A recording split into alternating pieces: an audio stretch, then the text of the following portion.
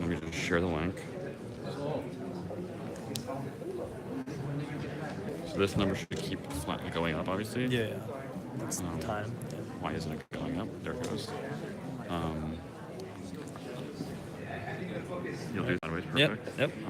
If someone calls, just decline it and just make sure that's back in recording. Yeah. Is anyone watching this? Yeah, one person's watching. Okay. If the battery goes down, I have stuff for you here. So it should be good battery.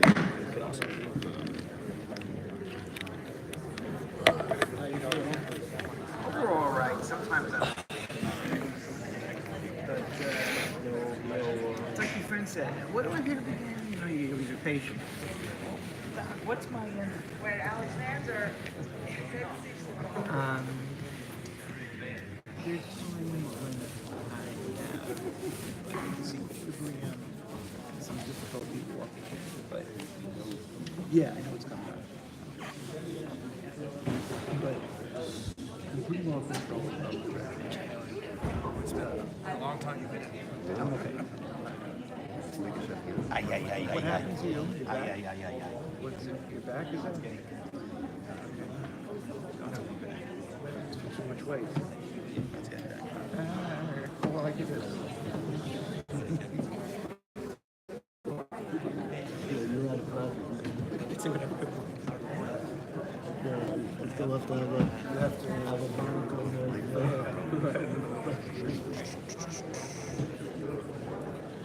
Nice.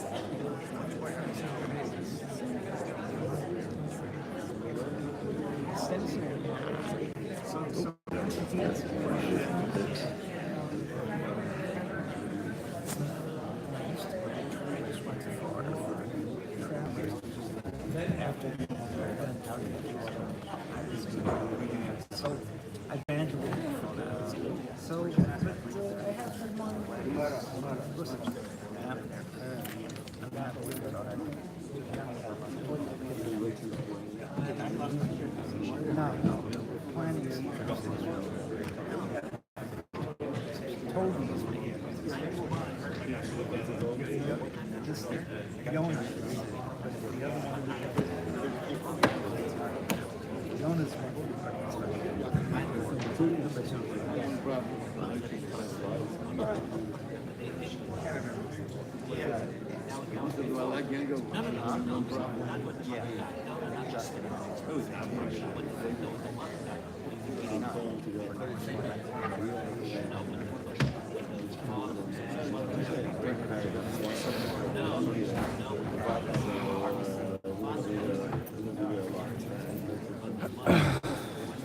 That's all. My cancer will have suffering.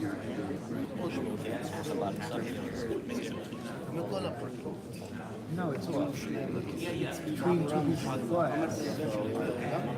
We have to get it to be free. No one wants to touch it because it's soft. I don't know what's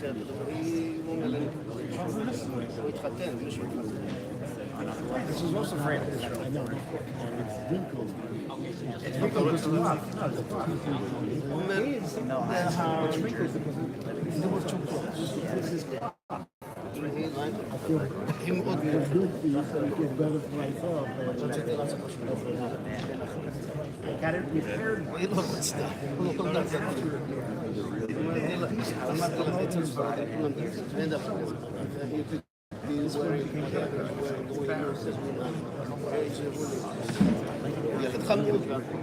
No one wants to touch it.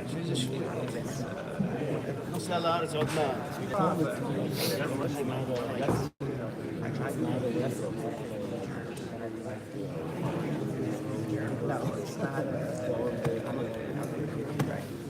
that's a factual relic.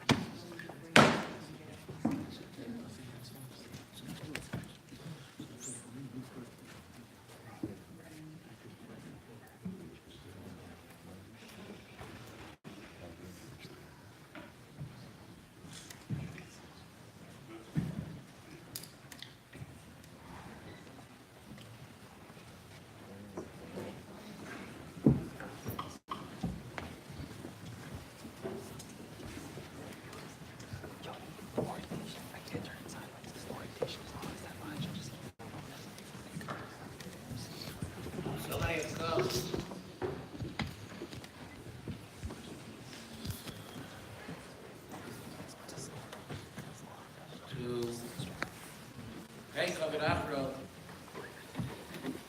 Mrs. Shirley Levy, Mara Sarah Pessel, Bas Aryaleh.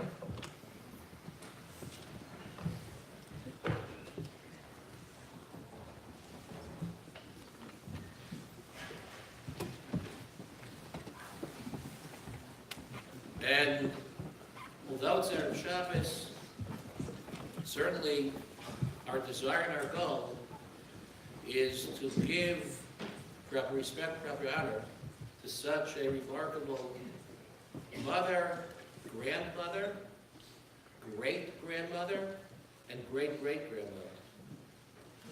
Representing a good number of Rabbanim who are with us this afternoon. I apologize if I leave any names out.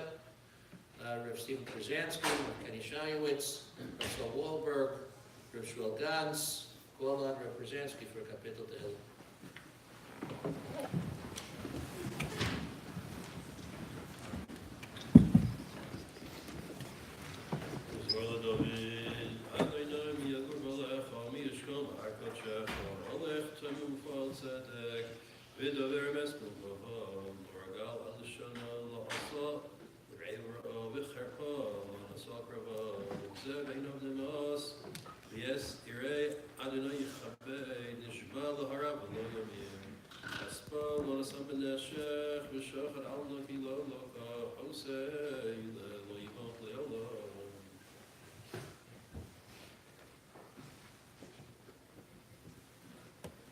Ms. Levy was a woman of great grace, great courage, great dignity. She was an Eishes Chaver, an Eishes Talmid Chacham, to Rabbi Irving Levy, Olav Shalom, who she now rejoins. She was a mother of 4, grandmother of 16, great-grandmother of 49, and great-great-grandmother of 2. Rabbi Alan and Abby Wiener, Rabbi Lenny and Betsy Levy, Dr. Nora and Rita Turov, Dr. Michael Liz Michelle, Ben and Shafira Wiener, Hillel and Rivki Wiener, Amy and Am Stein, Nate and Tamar Wiener, Meir Levy, Akiva Levy, Shmuel Levy, Ving Levy, Alyssa and Avi Feiner, Rebecca and Renan Amster, Mordechai and Atar Turov, Binyamin and Adina Turov, Binyamin and Shani Michelle, Avi and Ora Michelle, Yoni and Jenny Michelle, Ellie and Shalva Michelle.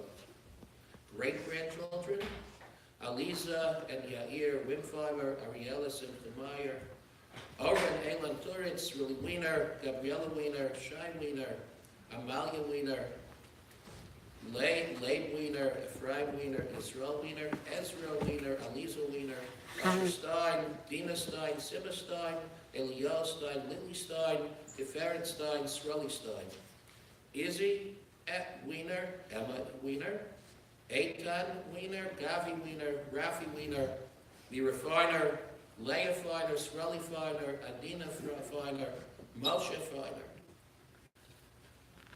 Shira Amster, Avi Amster, Ella Amster, Racha Amster, Nava Turov, Dina Turov, Ora Turov, Tirza Turov,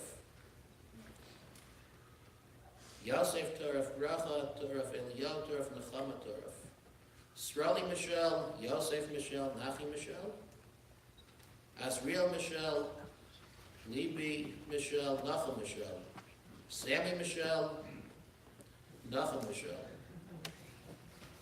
And Achronim, 2 great-great-grandchildren who Mrs. Levy enjoyed till the very, very end. That's Leah Mayer and Etio Wimpheimer. Just, I think, 3 weeks ago approximately, Mrs. Levy was alive and she was well and enjoying the shul dinner in this very building.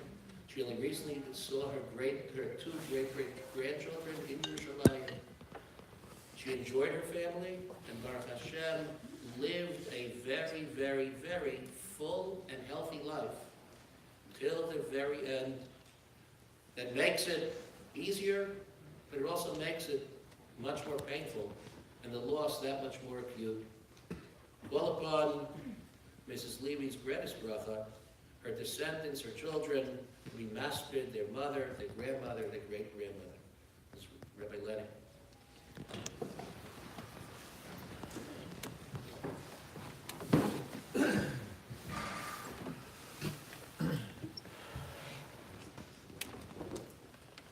And all of those people named called her every Friday.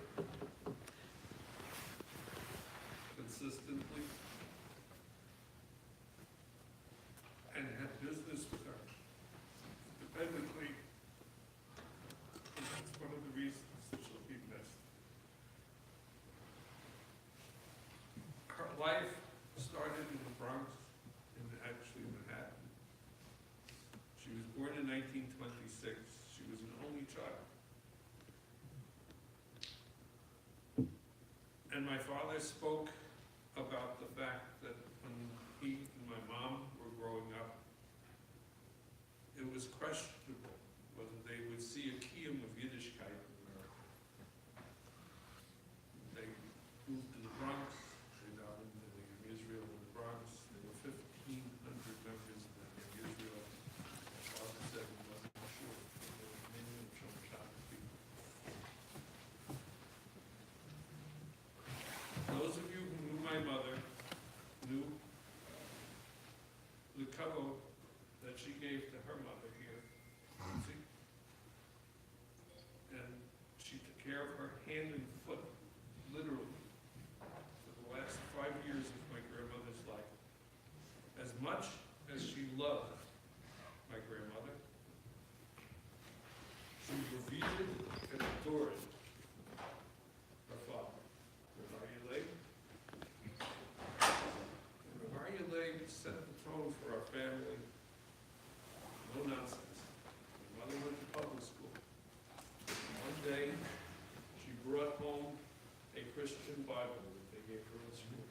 And my grandfather, who was not a big man, he was not a strong man, he took that Bible with his hands, ripped it down, and said, "Not in my house.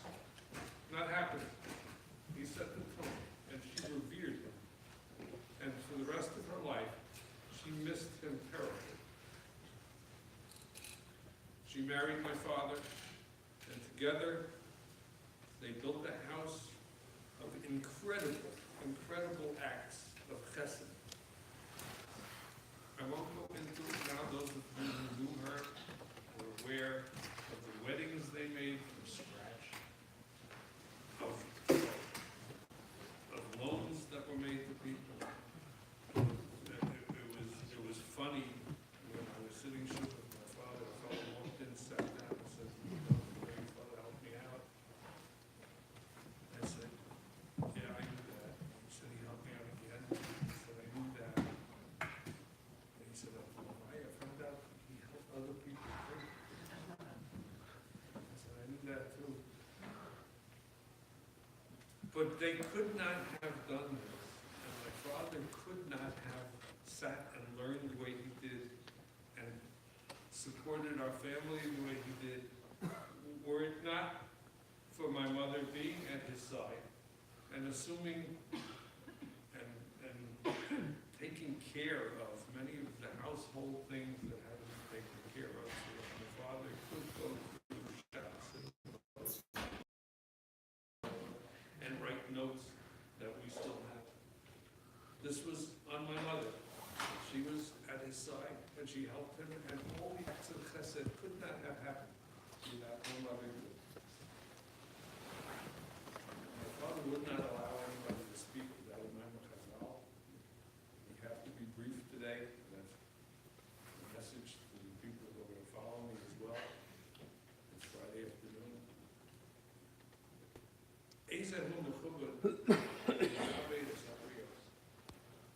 Whether it was a child, a grandchild, a great-grandchild, a great-great-grandchild, a member of the community who knew her. Most of the people sitting here were aware that this was a lady with grace and dignity who treated them with kavod. return, they treated her with kavod. And today, we're here to give her her kavod after. And we will take away from her the memory and the lesson of how to relate to people, how to talk to people, how to treat people. And this will be our legacy and the way we will remember a woman who lived the way she wanted to live, who left us the way she wanted to leave us, with dignity and being a lady until this morning.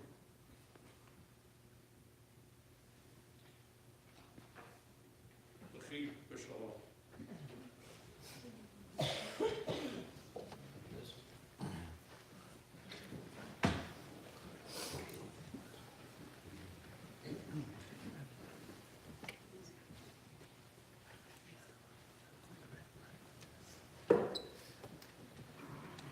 Thank you, everyone, for coming on very, very short notice and on a Friday. I first of all wanted to start out with a few thank yous to the staff at Good Sam, where my mother spent the last week of her life, the nurses and the doctors who were incredibly kind, compassionate, and unbelievably capable, and to her personal physician, Michelle Leader, who did everything that she could to ensure that my mother lived a long and healthy life and that she had the dignity that she so wanted at the end of her life. I also want to thank my siblings. Not that you thank your siblings, because we all were in it, but this was a very cohesive group of 8 people, not 4, 8 people who were there to do everything and anything for really this whole, not only just this whole week, but always. So, thank you. Tomorrow morning, we will read Parsha Shmini, which describes how after 8 days of doing Hashem's holiest work, Moshe turns it over to Aaron, who begins training his own children to continue Avodas Hashem. It's time for the next generation to take over. My mother lay in the ICU for 8 days, waiting for the next generation to take over. It is fitting that she took her last laborious breath on Friday, on Erev Shabbos. Mishatarach Erev Shabbos, Yochal Shabbos. Her whole life was centered on waiting for Shabbos, for the next generation, and what would be the products of her labors. What would be the product of her Tarach Erev Shabbos? Every Erev Shabbos, those members of her legacy, children, grandchildren, great-grandchildren, and great-great-grandchildren on FaceTime, from early morning until this mom, and unfortunately after this mom, would call and call and call to the point that in these last months she actually became dehydrated because she was on the phone and she didn't have time to drink anything. My mother, as Lenny said, was born in New York, in Brooklyn, and moved to the Bronx. In her teenage years, her family moved to Florida because my grandfather was ill, and my mother took the bus to University of Miami to continue her college studies. In those days, buses were segregated. My mother made sure to sit in the back of the bus because she could not stand that there was not room in the front for everyone, so she sat in the back. My mother was an only child, a status that she did not revel in. She always wanted her children to have siblings, and family was her primary focus. She threw herself into every aspect of our lives. My parents moved to Rockland County in 1954, where they together founded High Rock, which is now Ashar. They very much wanted to have a Zionist yeshiva to educate their kids. My mom was the PTA president, and all of our memories of her tirelessly working for the school, fundraising, and doing everything she could to make it successful together with my father.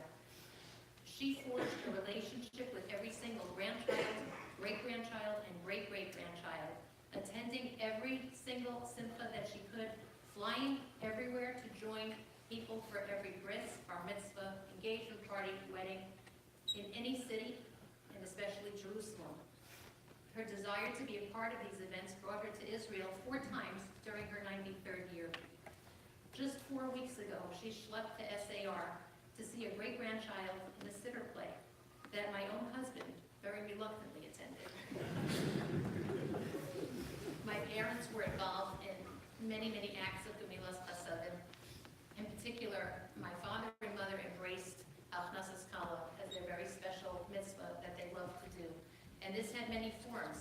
In the beginning, my father would raise money to make a wedding. And then later on, he felt that if a Kala couldn't afford a wedding, he thought it was a much more personal way for people to be involved if everybody took one aspect of the wedding. So a friend of mine, a dear friend, could not afford to get married, and my father said, let's go, and my mother at his side, and my father portioned it up. You called someone in the community, you do the flowers, you're gonna get the music, you're gonna play the music, you're gonna tend bar, and you're gonna bring all the liquor to tend the bar. And my mother and I were tasked with getting the chef. He found a chef who used to cook for the Israeli army, and he said, go shopping, take his list, go get what you need. He gave us this list. There were 200 people coming. We didn't know what we were doing. My mother and I went to ShopRite together, and we almost fainted. We looked at the list. There's 50 chickens and 100 cantaloupes, and she said, I don't know. I said, Mommy, I don't think we can do this. And she's like, okay, we can do this. You take 2 shopping carts, and I'm going to take 2 shopping carts, and we're going to just follow the list and get this food and get this wedding done. And we did. She just didn't give up. She wouldn't give up, and she did this tremendous chesed. And that was their whole life, was doing for others. My mother's shloshim will be terminated by Chag HaPesach, but the 30 days ending the shloshim, the 30 days following her patira, ends on the last day of Pesach. Bnei Yisrael on the last day of Pesach, after their Aliyah L'Regel, where they ate together, and they sang together, and they davened together, and they rejoiced together, began to disperse and go home. Bevo Kol Yisrael Eros B'nai Hashem. My mother, at the end of Pesach, which we were privileged to spend with her in a hotel, presided over the disbursement of her family post-Pesach. The family that she created together with my father, whose name was Yisrael.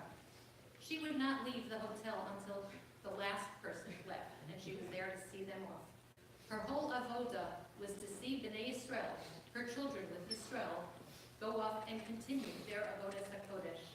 She has left us with the charge to continue their great legacy and to bring fruition to their labors.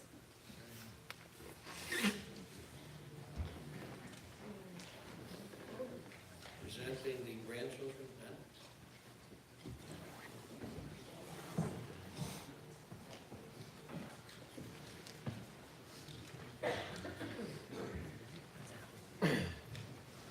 I have the privilege of representing not only myself and my wife, and my family, but also some of the other grandchildren who were not able to make it on short notice, so I'm taking the liberty of speaking on their behalf. My mentor, Rebbe, Professor Rabbi Aaron Levine, Olav Shalom at YU, a famous article where he claimed that the Hakaras HaTov, the Midah of Hakaras HaTov, is the making of the moral personality. Hakaras HaTov is the fundamental root of morality. So everything I'm going to say relates to the Midah of Hakaras HaTov. As an introduction, before I begin, every great relay team has 4 members. As Busy mentioned,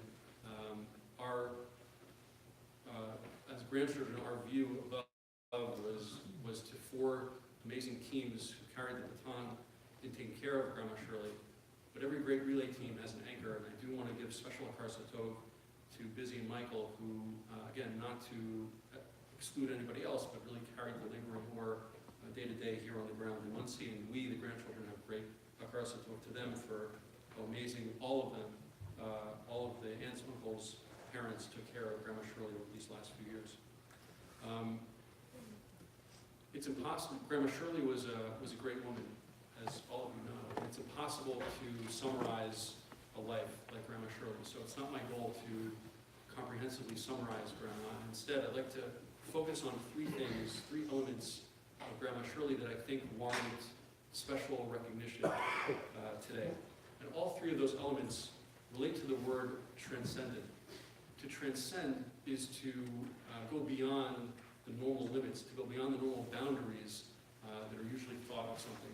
And Grandma Shirley was transcendent in at least 3 ways that I would like to highlight in a few minutes. Number 1, personally, I was clearly raised by my parents, but I was also raised by my grandmother. I had the privilege of spending numerous summers living at Grandma Shirley's house. I lived at Grandma and Zeta's house all through high school.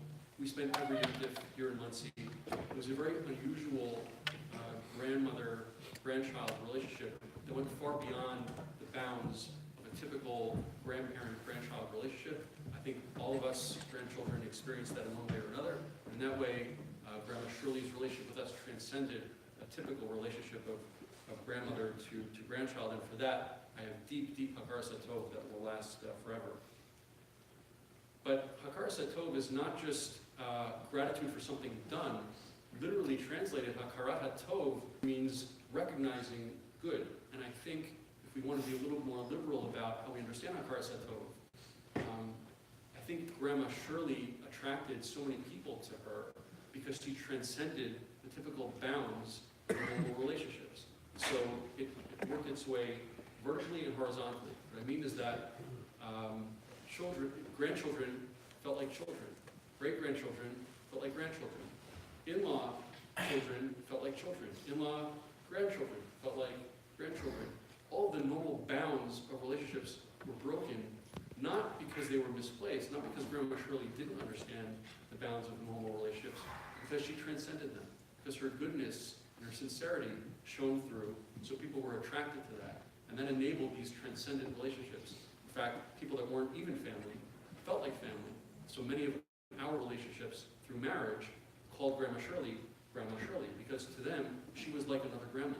And for many friends of the family, the relationship was much tighter than a typical friendship. These were lifelong, lasting relationships that, again, transcended the normal bounds of relationships, driven by her incredible sincerity, her incredible ability to listen, to take an interest, a sincere interest in everyone's lives. And number three, and I think the transcendental element of Grandma that really struck me, especially over the last few years, was almost a tale of two grandmas. The Grandma Shirley that was our grandmother while Zeta was alive, and the Grandma Shirley that emerged when Zeta passed away. And Grandma who, again, because Zeta was so much in front and was so forceful and was such an incredible dominant personality, and not to belittle Grandma's role during that period, she was amazing, but to watch her emerge as the matriarch of the family, and to take control of the family, and to lead us as a true matriarch was, again, literally transcendental. I think we all have tremendous Hakar Satov for the amazing way that she led our family in this period after Zeta passed away. So, to summarize, we were privileged this week to witness Grandma literally transcend from the Olam of Chaim to the Olam of the next world. And those of us who were with her in the hospital and here were able to witness that firsthand. It was a very moving experience and very meaningful. And now, as we confront her transcendence from this world to the next world, we all, as people mentioned and other people will mention, it's our obligation to transcend the lessons and the legacy and the things that we learned from Grandma, to make sure that those things transcend her literal life on this earth and last for many, many years to come. And I have no doubt that we, the next generations, will do that.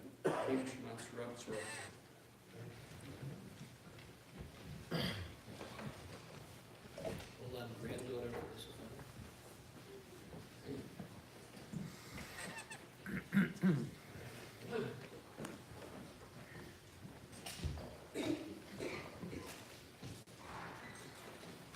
Just a warning, as stoic as Ben is, I'm the complete opposite.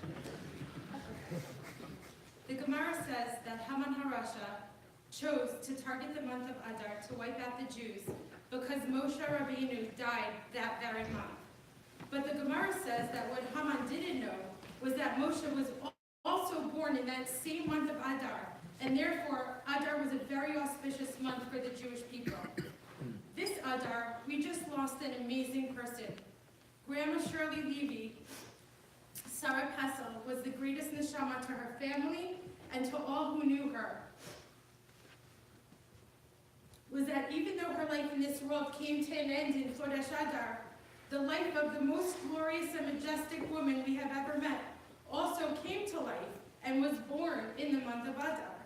And for this reason, Chodesh Adar will be a month that we will be eternally grateful for. As I mentioned, Grandma Shirley's Hebrew name was Sarah Passel.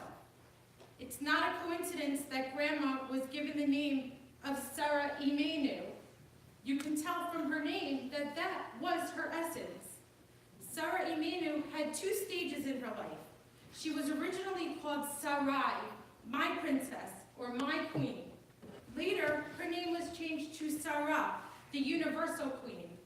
Grandma was able to live both of these names concurrently.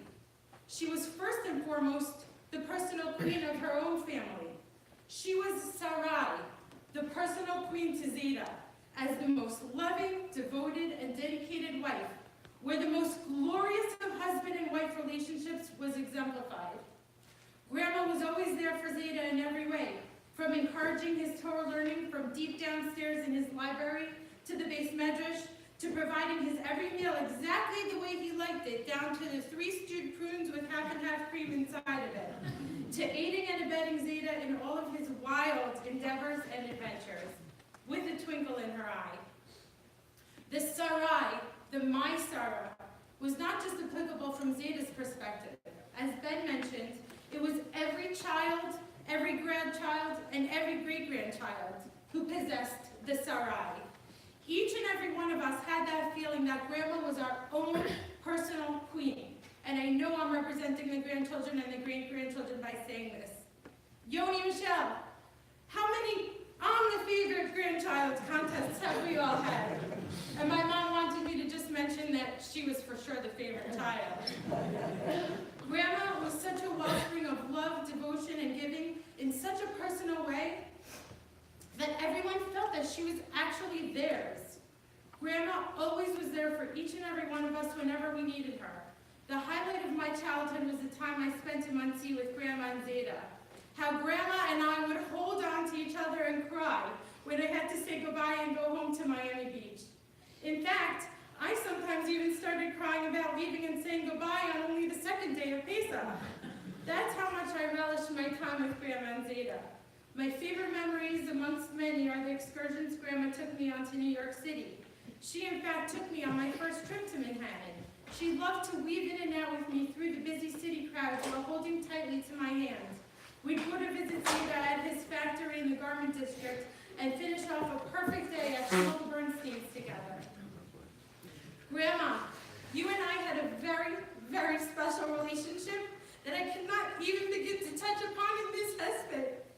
Grandma was my daily commute to work every day, and it's quite a long one. But I always said that my daily morning commute conversations were the best part of my new job. Who else could you ring at any time of the day and be greeted with, "Oh, my darling"? The Sarai was further exemplified by Grandma, who even into her 90s traveled to all corners of the world to enhance our simchas. She knew that we felt that without her presence, no simcha would be complete. In fact, she traveled to Israel 4 times in just this 1 year for these simchas. We are so thankful that she was able to share with us at Sroli's bar mitzvah. As Ben had mentioned in his personal experiences, my years in Stern were hard in the sense that I was away from my nuclear family in Florida. But I was never homesick, though, because Grandma was like a mother to me, as always. Grandma and Zeta would wait for me at the Hasidish Muncie bus stop on Fridays, and Grandma would go out of her way to make sure I had every comfort, favorite food, and make sure that all my laundry was clean. She often convinced me to just skip classes and stay over in Muncie just a few more days, and I always agreed. Grandma and Zeta saw me through the dating process as my surrogate parents. You know how it is when you date as an out-of-towner. The day I brought my Avi to them to meet them was way earlier than the day I even actually introduced Avi to my own parents. I knew that I was in love with Avi, and as long as I knew that I had Grandma and Zeta's approval, I knew that I didn't even have to wait for my parents' approval. About 5 minutes after introducing Avi, Zeta was already pouring schnapps, Grandma was grabbing her cookies, her sugar cookies, and they were ready to wrap it up. Avi and I are so thankful to Hashem that we have had 20 plus years as a couple with such amazing role models. Concurrently, Grandma was able to live a life of Sarah, the universal queen. Her house was open to every Jew all the time, and others as well, as we all know. Grandma exhibited her love to all of Hashem's creations, human beings and all living things, animals, flowers, birds. How many chuppahs have we witnessed at 92 College Road, as Busy has described? Grandma lifted up every soul she came in contact with. As Lenny mentioned, Grandma was an only child, and while she hopscotched alone on the sidewalk and dreamt and wished that she had siblings of her own, she actually acquired certain friends along the way, a few that became her own sisters. A few such examples are Malky Goldstein, Roberta, Grandma Sarah Michelle, and Charlotte, amongst others. Such friendships also turned the Sarah, the universal queen, a friend to all, to a Sarai, a sister to her friends, and a sister figure to her closest of friends, always there for her friends and for their respective families. Where did this ability to give so much even come from? The name Sarah, in addition to the connotation princess, comes from the word sarita, to fight or to struggle. A sar or an officer connotes a figure of strength. Grandma had an inner strength that was otherworldly. We never saw that strength emerge in its full glory until after Zeta's Ketira, as Ben had mentioned. She got this strength from Ma, who fought and fought and fought to start her family. Ma endured 10 miscarriages, including stillborns, before she was able to have Grandma, an only child. She persevered until she had her Sarai, her little princess. Grandma's strength saw her through her difficult period of nursing her own mother, who was bedbound with dementia for 5 years. In fact, Grandma had always wanted to be a nurse, as I'm told. She nursed Ma with such loving care that Ma never had a single bed sore on her entire body those years. She showed us what Kibbud Avim was about. In fact, she was a nurse and a nurturing mother to her own children, who I've heard would often play sick to stay home from school because they knew that they'd have a tray of goodies brought to them in bed, and their sheets and blankets would be tucked in only the way that Grandma Shirley was able to tuck in blankets and sheets. I know that I'm speaking for all the grandchildren and great-grandchildren, that Grandma's strength enabled her to be strong for each and every one of us, going through each and every one of our own individual challenges and sometimes devastating losses. Rashi writes in Chayei Sarah that Sarah's tent had 3 supernatural dimensions and miracles, and with this idea, I'm going to end soon. Number 1, the candles burned in Ohel Sarah without ever extinguishing. Number 2, the dough or the isa was mevora. And number 3, the anan signifying the Shekhinah always hovered over her tent. Grandma's incredible glow, like Sarah's candles, radiated not only within our family, but to the entire Klal Yisrael. This light has been extinguished in Olam Hazeh, but is now lighting up Gan Eden as Zeta is dancing her into the gates. They together will light up Gan Eden. Secondly, the Isa, our dough, symbolizes the unifying effect that bread, or in our family's case, matzah, symbolizes. Sarah was considered one of the Shiva Nevios. Grandma, you and Zeta were Neviim in the sense that you understood this power of Isa, or matzah, to keep your family so close, which also was precious time to pass on a Masorah, or legacy. All of your grandchildren are likely Shomrei Torah or mitzvos, as a large part contributed to our family Pesachs. And I hope that we are able to pass this Masorah that you gave to us onto our own children, as Ben mentioned. And finally, the Shekhinah, number 3, was constantly in Grandma and Zeta's tent. We know from the Gemara that when there is Shalom Bayis, the Shekhinah descends upon the home. Grandma and Zeta had the ultimate love in Shalom Bayis, where there was a constant serenity and calm. As we cry here in pain today before Shabbos about our profound loss, we hope that the Anan of Shekhinah that she brought down to this world will continue to hover over our extended tent of Sarah, that our Sarah so majestically built over her lifetime. On behalf of our entire family and all the grandchildren, I reiterate that we want to thank Bizzy and Michael so much for always being around the corner from Grandma and always being at Grandma's every beck and call for the needs and her needs at the drop of a hat. Grandma, I'm also representing all the grandchildren and great-grandchildren in asking Mechila if any of us have wronged you in any way. I'm asking on behalf of Ben and Shafira and kids, Hillel and Rifki and kids, and Yenoram and kids, Mayor Akiva, Shmuel, and Zing, Avi, and myself, and our kids, Rebecca, Renan, and their kids, Morgan, and Tara, and their kids, Benjamin and Adina, and their kids, Benjamin and Shani, and their kids, Avi and Ora, and their kids, Yoni and Jenny, and Sammy, Ellie, and Shava, and Nacho. Thank you so much for everything. I will miss my best friend and confidant. We all will. May your neshama have an aliyah. U'macha Hashem dimo mi'al kol panim. I love you so much, Grandma, forever.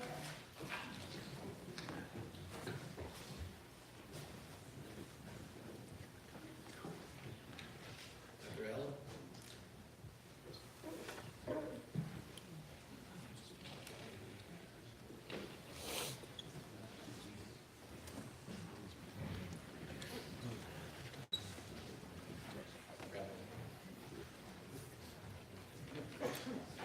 Our tefillos, our prayers, come in many forms. The simplest and most direct is a bakash, a request for good health, for long life.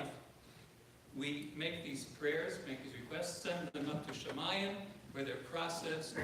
We receive a hekala, over the course of our lives. We open up our hekala, we look at the other people's, see how they compare.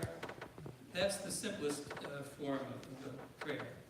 But on the other end of the spectrum, there's something that's just the opposite, where we first receive what we're allotted, and then we make a bracha. An example of this is Roka Arbatz. Every morning when we wake up, we say this bracha as we put our feet on the ground. We thank Hashem for the firm ground under our feet.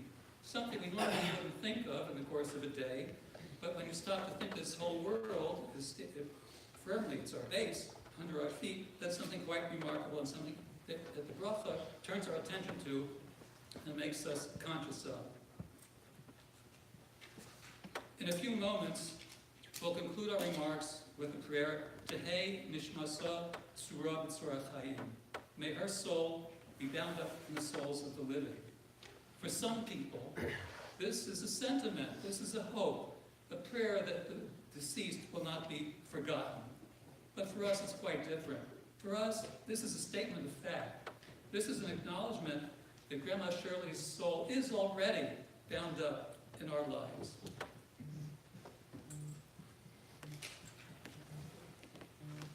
I don't know what Gan Eden looks like, but Grandma Shirley's on her way there, and in a short time, she'll be getting an introductory tour. Malachim will be showing her around Gan Eden. And I imagine it's something like the Pesach hotels that we visited. And I'm quite sure that as she goes this Friday, as she's taking this tour, she'll interrupt the tour and she'll say, "Excuse me, hold on, I'm getting beat."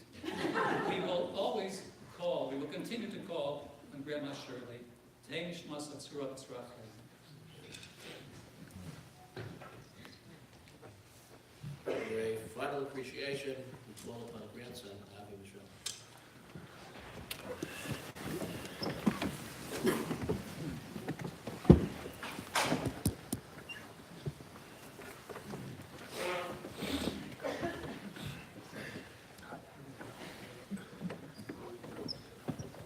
When I thought of this moment, as Grandma is on her way to her final resting place, my thought came immediately to the pasuk at the end of Bereshis, as Yaakov is being taken after 147 years back to Eretz Canaan, back to the land of Israel to be buried. The Torah says, "Vayavohu ad goren ha'atad." They came until a thorn bush. And Rashi quotes from Chazal that this may not have been an actual thorn bush. This may have been a proverbial thorn bush. As he describes the scene, imagine after all these years, Yaakov is coming back to Israel, and all the kings and princes of Yishmael and Asa are all in the middle of their fights. And they all say, "Who is this body being brought?" And they explain, this is Yaakov Avinu. Who wasn't connected to Yaakov? Who didn't know Yaakov? Who didn't know one of his wives, Rachel, Leah? Who didn't know one of his children or grandchildren? And everyone placed their crown atop the body, and the crowns all juxtaposed near each other created this image of a thorn bush. And I immediately thought of Grandma Shirley being buried in this thorn bush as everybody lays their crown. Who doesn't know somebody connected to Grandma Shirley? Who didn't know Grandma? Who didn't know Zeta Levy, Rabbi Levy? Who doesn't know one of her 4 children, one of her grandchildren, great-grandchildren, around the country, around the world? Who hasn't been touched by a member of her family? I'm often teased at work. People say, is there anybody you're not cousins with?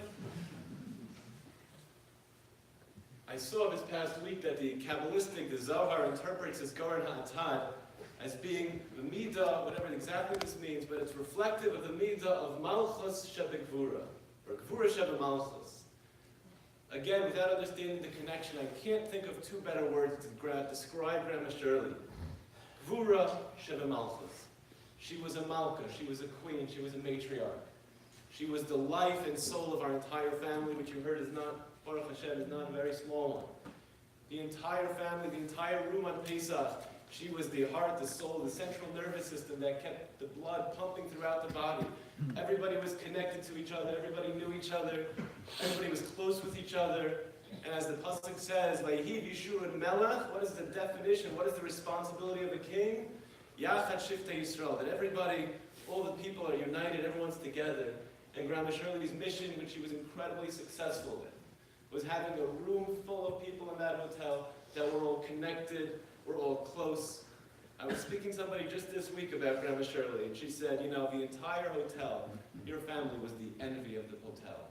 To have so many people that are close, that are connected, to have a family, with so many people without machlokes, to have people getting along was powerful, was the absolute reflection of her malchus, her queenship, that she and Zayda did build together. And finally, Shebe Gvura. She ran her kingdom with a midah of Gvura. She was strong. She was the strongest person we've all known. I speak about, on a daily basis, about some of the most important psychological traits a person can have for their mental health. And the one I always come back to as one of the most important traits is the ability to carry the internal turmoil that we all feel, the emotional struggles we all deal with, and to continue pursuing the lives we want to live. That is Grandma Shirley. The second before walking down the aisle at Nate's wedding, this was going to be the first or second time she was ever going to be walking down an aisle without her dear husband, Zayda Levy. And she turned to my brother, Binyamin, and said, this is going to be the most difficult thing I ever do in my life, and I'll be darned if I show it. She had that unbelievable pain that she felt. She missed my Zayda for the last 20 years, but she carried herself with such unbelievable dignity. She recognized the pain, she acknowledged the pain, but she didn't show the pain. She lived a happy life. She was a happy person. We were speaking about this a few days ago. The stereotypical media has the old grandmother that you have to visit. Grandma Shirley wasn't that. She was pleasant. She was joyful. She was fun to speak to. She was fun to hang out with. You could joke with her. You could mess with her until 2 weeks ago. She wasn't somebody we had to visit. It wasn't a burden to spend time with her. It was fun. She was special. She was pleasant to speak to. She carried herself with this unbelievable gvura where no matter what feeling she was feeling inside, she always showed her best. She always showed a smile. She always showed us love. She was the Malka Gvura, and we'll miss her dearly.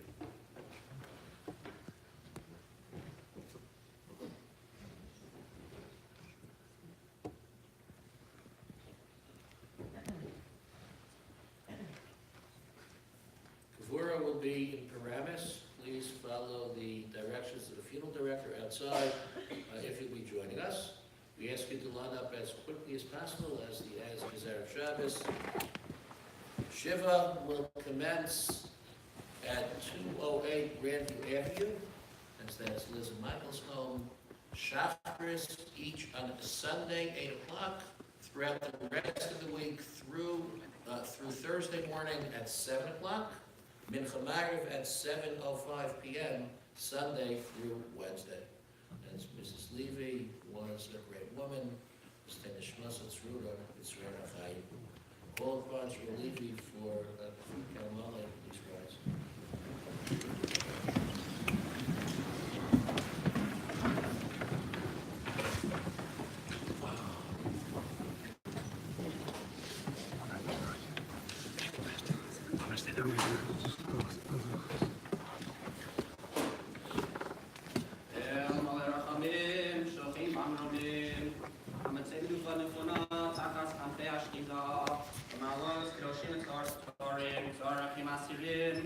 Es nishmas sar pesel basar yelev shal chol olama. Abor shmishpachto yitin bli neder. Let's talk about haskaras nishmasa. Beganida te menuchasa, laughing balharachim yasira, b'sisar knafal dolamu. B'tzor b'tzorach haimes nishmasa. Adonai unachlasa, v'sanach b'shalom v'shkava, v'nomar amen.